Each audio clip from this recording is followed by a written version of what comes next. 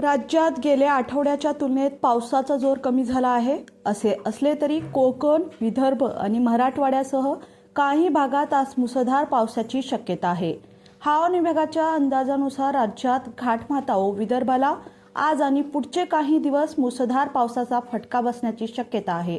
त्यानुसार या भागात भारतीय हवामान विभागातर्फे पावसाचा येलो अलर्ट जारी करण्यात आला आहे. सविस्तर बातमी पाहण्याआधी आपण जर आमच्या हॅलो बळीराजा या चॅनलला सबस्क्राईब केला नसाल तर नक्कीच सबस्क्राईब करा, जेणेकरून आमची अपडेट तुम्हाला लवकर मिळतील. हवामान विभागाच्या अंदाजानुसार कोकणात रायगड, रत्नागिरी, सिंधुदुर्ग या जिल्ह्यात तुरळक ठिकाणी आज मुसळधार पावसाची शक्यता आहे. त्यामुळे या भागात पावसाचा येलो अलर्ट जारी करण्यात आला आहे.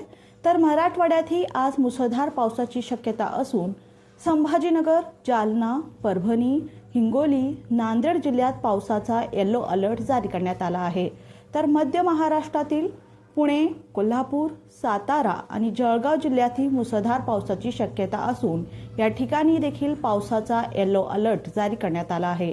यासह विदर्भातील सर्व जिल्ह्यात हलक्या ते मध्यम स्वरूपाचा पावसाची शक्यता असून या ठिकाणीही पावसाचा येलो अलर्ट देण्यात आला आहे. हवामान विभागाच्या अंदाजानुसार येत्या 24 तासात मध्य महाराष्ट्राच्या घाट विभागात तुरळक ठिकाणी अतिमुसळधार पाऊस होण्याची शक्यता आहे.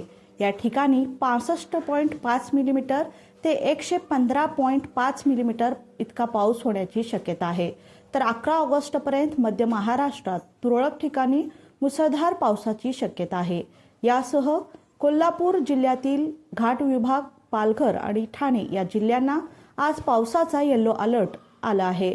तर पुणे व सातारा जिल्ह्याच्या घाट विभागात पुढील 2 ते 3 दिवस मुसळधार पावसाची शक्यता हवामान विभागाकडून वर्तवण्यात आली आहे.